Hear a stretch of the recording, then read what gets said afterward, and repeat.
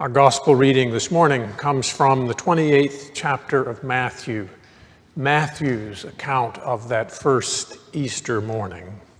Listen for what the Spirit may speak to us through these words. After the Sabbath, as the first day of the week was dawning, Mary Magdalene and the other Mary went to see the tomb. And suddenly there was a great earthquake, for an angel of the Lord descending from heaven came and rolled back the stone and sat on it. His appearance was like lightning and his clothing white as snow. For fear of him, the guards shook and became like dead men. But the angel said to the woman, "Do not be afraid. I know that you are looking for Jesus who was crucified. He is not here, for he has been raised, as he said. Come, see the place where he lay.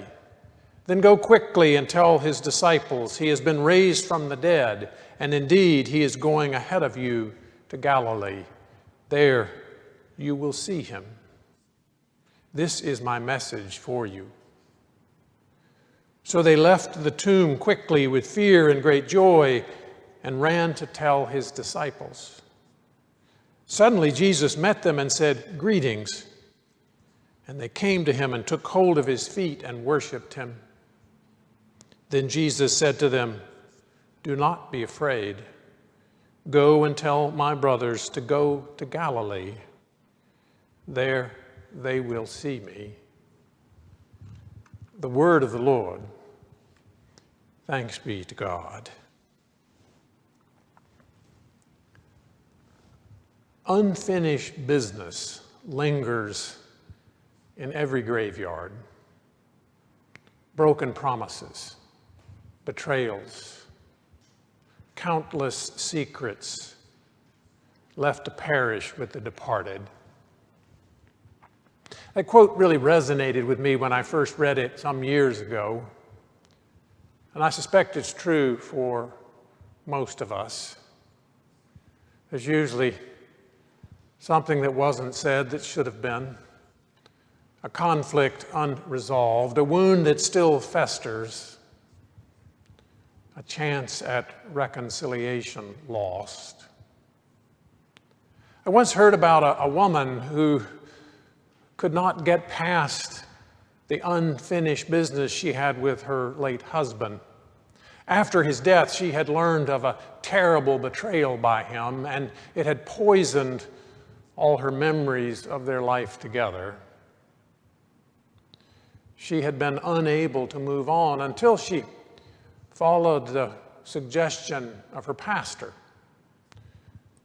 who told her to go to the cemetery and to have it out with her husband there. I presume that he remained silent during their conversation, but through it, she was able to deal with some of that hurt and anger, some of that unfinished business she still had with him. In a Jerusalem graveyard, all those centuries ago, unfinished business lingered.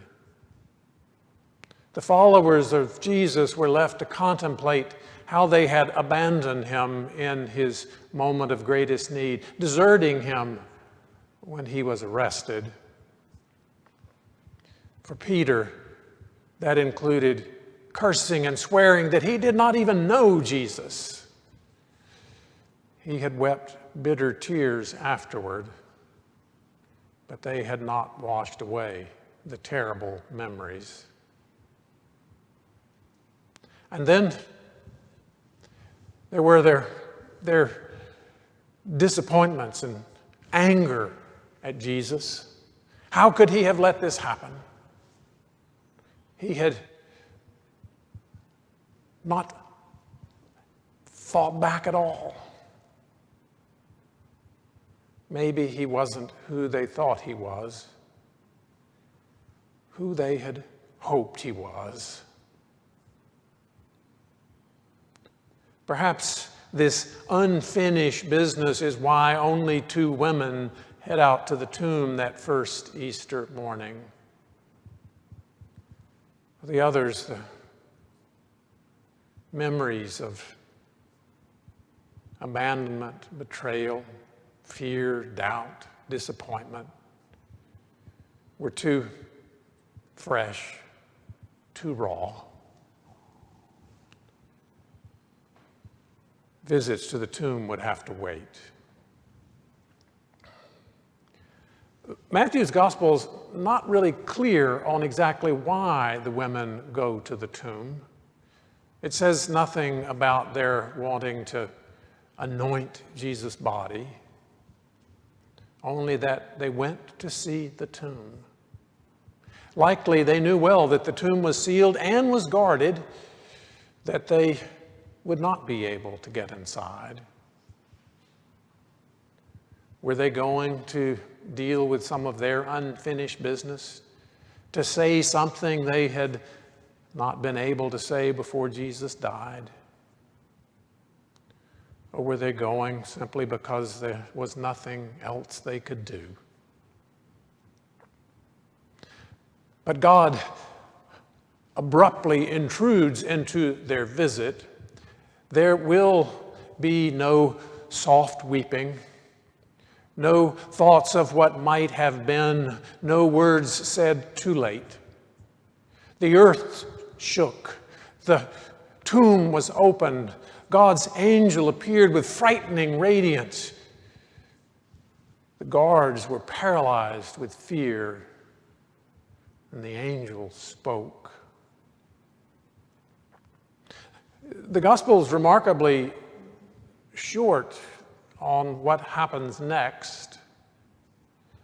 It says nothing about how the women reacted. It does tell of the angel asking the women to look into the tomb, but it doesn't tell us what they saw. Only that they left quickly with fear and great joy.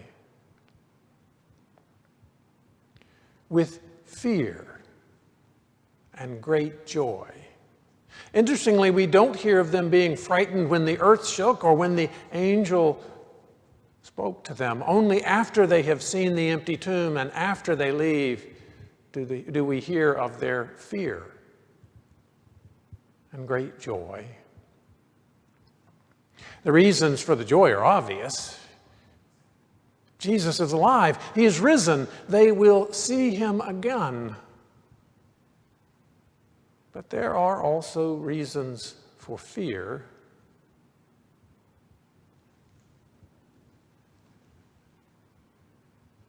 There's that unfinished business.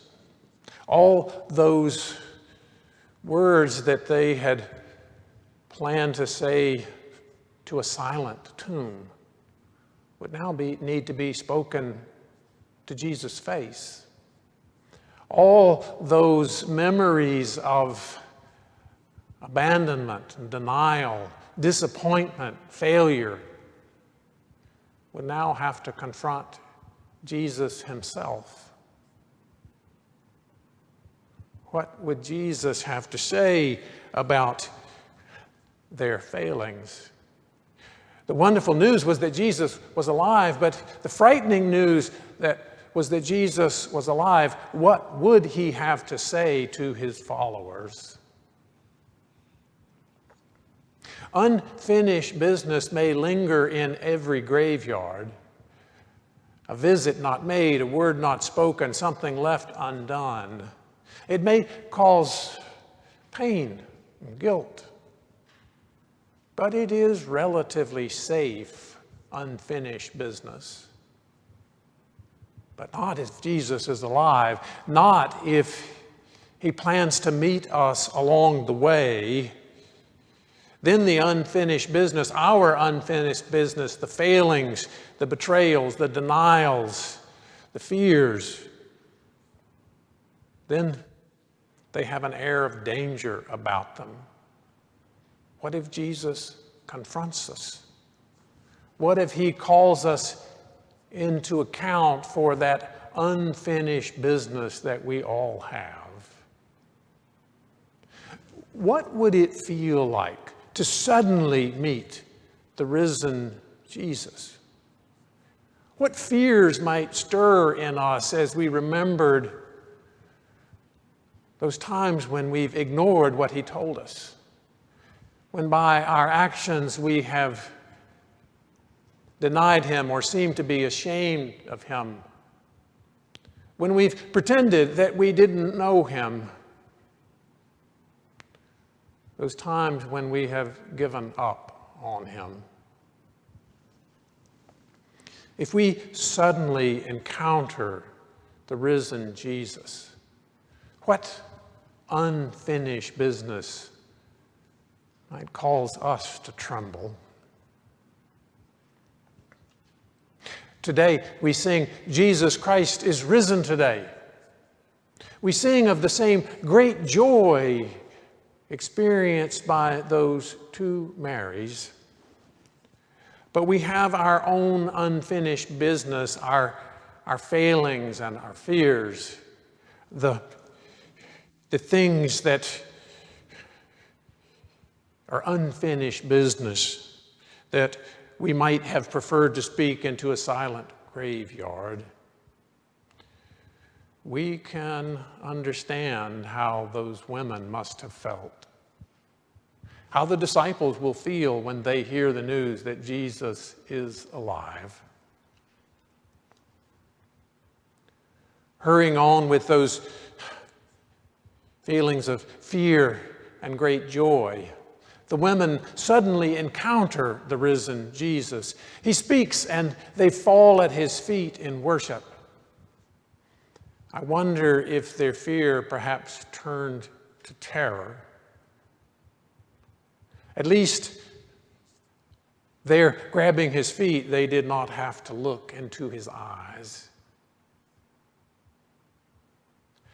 On the surface, there seems to be little reason for the gospel to even report this encounter.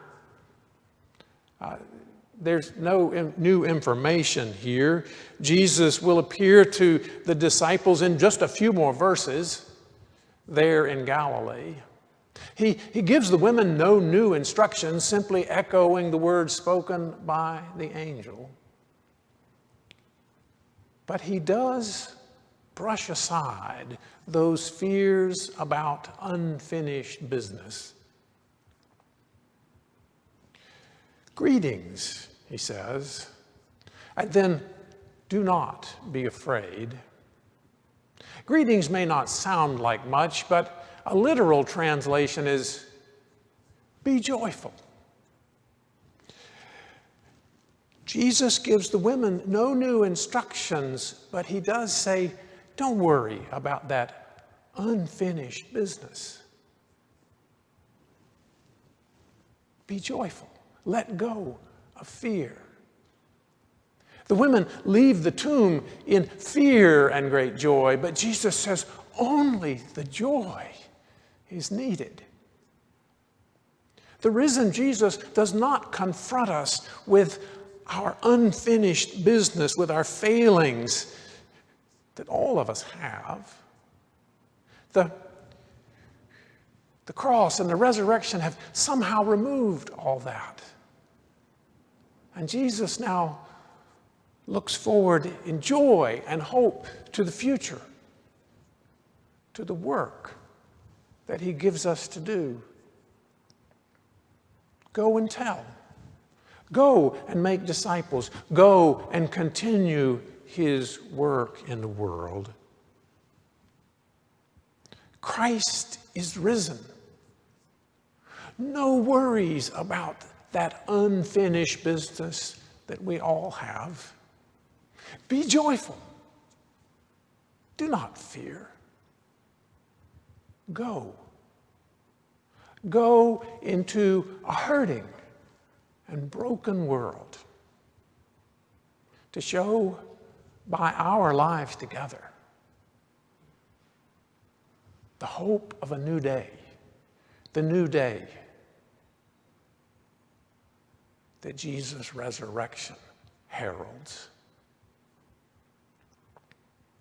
All praise and glory to the God who comes to us in Jesus, who experiences the depths of human pain, agony, hopelessness, and abandonment, and who rises again and invites us to join him in new life and new hope and the promise of joy to come.